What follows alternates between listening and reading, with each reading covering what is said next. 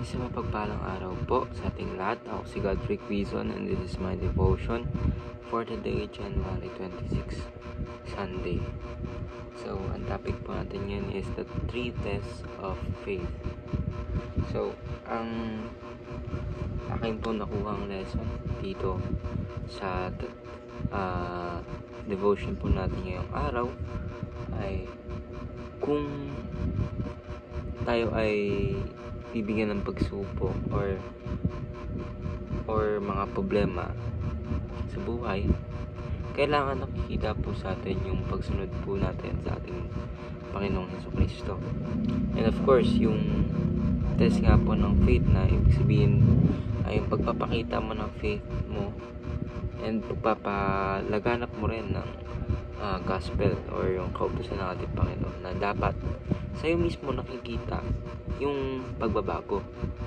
Hindi yung mag-preach ka ng ganito, tawag dito, sabi ka na magsasabi ng kung ano about sa Bible, pero ikaw mismo hindi mo ginagawa or yung tao mismo hindi nakikitaan sa'yo. Kasi ano po ba yung mga dapat makita na ikaw ay nagbago? Pangalawa ay sinusunod mo yung kautusan ng ating Panginoon sa Kristo. And of course, yung pangatlo is nag-reflect na talaga sa'yo yung mga teachings niya. Hindi mo lang siya pinipreach, kundi nag-reflect na sa'yo sa pagkatao mo. Kasi of course, marami po sa atin ngayon na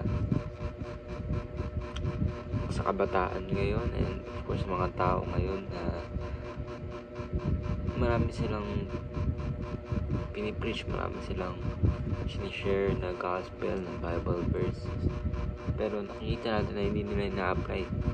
So ako rin naman, guilty ako doon na alam kong mali, alam kong naturo na sa atin sa Bible na wag gawin ito, wag gawin ganito, pero nagagawa ko pa rin minsan, although as sa akin pa nanggagaling yung mga verses.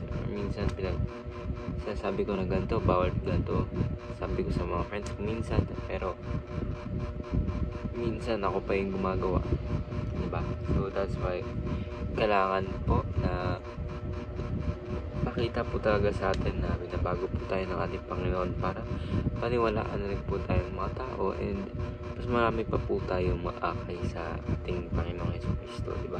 Kasi paano nga naman tayo papaniwalaan kung sa sarili mo mismo natin hindi makita yung pagbabago na kailangan na makita nila para of course makonvince sila and gawin na rin nila kasi gusto na rin nila na magpasakop sa ating Panginoon. So that's why sisimulan muna natin sa ating mga sarili bago po tayo mag-preach or bago mag-share ng gospel is of course dapat nag-reflect sa'yo yung image ng ating Panginoon Jesucristo. So ayun na po, ako si Godfrey Quizon and this is my devotion for the day, January 26. Sana po ay marami kayo natutunan. Ayun na po, God bless.